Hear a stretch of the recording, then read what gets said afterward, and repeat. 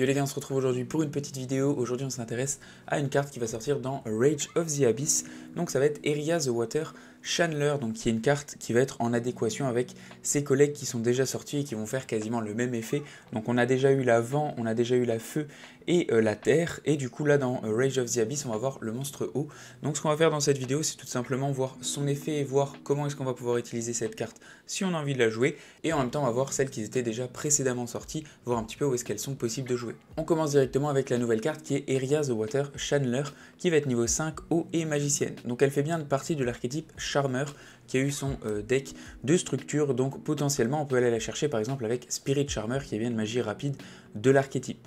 Au niveau de cette carte, on va pouvoir la discard et un autre monstre eau et ajouter un monstre eau depuis notre deck à notre main qui a un niveau égal ou supérieur au level du monstre qu'on a défaussé. Derrière, on ne peut plus activer d'effets de monstres qui ne sont pas eau jusqu'à la fin de ce tour. Quand un monstre eau est détruit par battle, on va pouvoir invoquer spécialement cette carte depuis notre main. Cet effet-là peut être utilisé de deux façons, donc ou pour stabiliser nos combos avec notre archétype, comme par exemple, comme je vous disais, on envoie une marine 16 depuis notre main plus notre Eria au cimetière, on va chercher une autre marine 16 de niveau 4 qui est plus intéressante pendant notre combo. Pareil pour le deck par exemple Ice Barrier, où on peut aller chercher notre Georgius, on peut aussi jouer ça avec Gotti pour aller chercher notre Snopios, on peut jouer ça avec notre Mermaid, avec notre Shark, etc.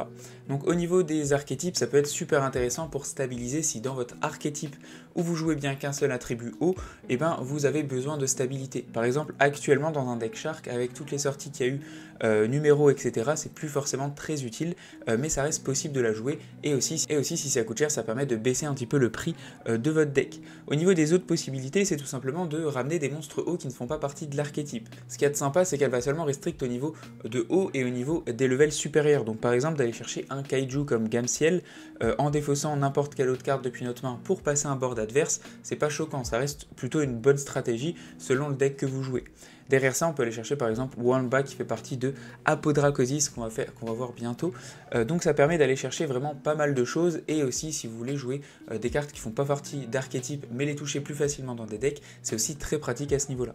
Au niveau des autres monstres canalisatrices, on va voir la vent qui va environ avoir le même effet qu'elle, donc elle s'appelle bien Charmer, on la discard plus un autre monstre vent, et par contre elle on va ajouter un monstre vent qui a 1500 ou moins de défense depuis notre deck à notre main. Donc pareil, il va y avoir des decks qui vont être intéressés, comme par exemple Wind Witch qui va bien faire que des monstres vent vu qu'il se restricte lui-même. On peut aussi penser par exemple à Harpy, on peut penser à Dragoonity.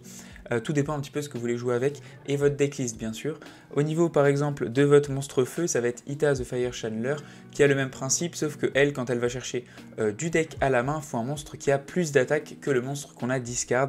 Pareil, ça reste quelque chose qui peut potentiellement être joué dans Tenpai, dans Snake Eyes, dans Fire King. Là j'ai mis Salamangreat, j'ai mis du Volcanic, du Rescue Ace. Mais si vous n'avez pas forcément envie d'acheter un Bonfire super cher, bah, ça reste quand même quelque chose de sympa pour stabiliser votre deck feu.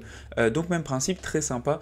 Aussi même principe, on peut aller chercher par exemple un Dogoran, en jouer un dans notre deck et les jouer elle pour stabiliser, et aller chercher un Dogoran si on a besoin dans certaines situations. La dernière de la liste, ça va être Ossa, le monstre terre. Au niveau de son effet à elle, on va pouvoir discard un monstre terre, et derrière on ajoute un monstre terre depuis notre deck à notre main qui a 1850 ou moins d'attaque, donc ça peut permettre aussi de stabiliser par exemple Ancienne Gear, ça peut permettre pour Infinitrack et Mimighoul, le nouvel archétype de TCG.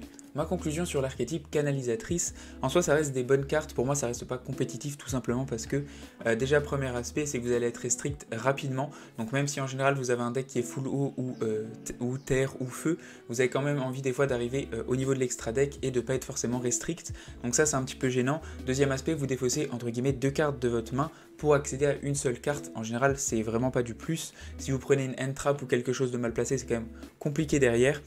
Pour moi l'avantage de cet archétype là c'est vraiment de pouvoir aller chercher des choses qui ne sont pas possibles à aller chercher sauf au niveau de leurs attributs, donc ça me paraît très intéressant. Et au niveau du deuxième chose, c'est surtout que ces budgets ça coûte pas grand chose et ça évite par exemple pour un Snake Eyes d'aller chercher des Bonfire. Donc clairement ça peut être intéressant dans ce cas de figure. Voilà tout pour moi, merci d'avoir regardé, ciao ciao, à plus, abonnez-vous.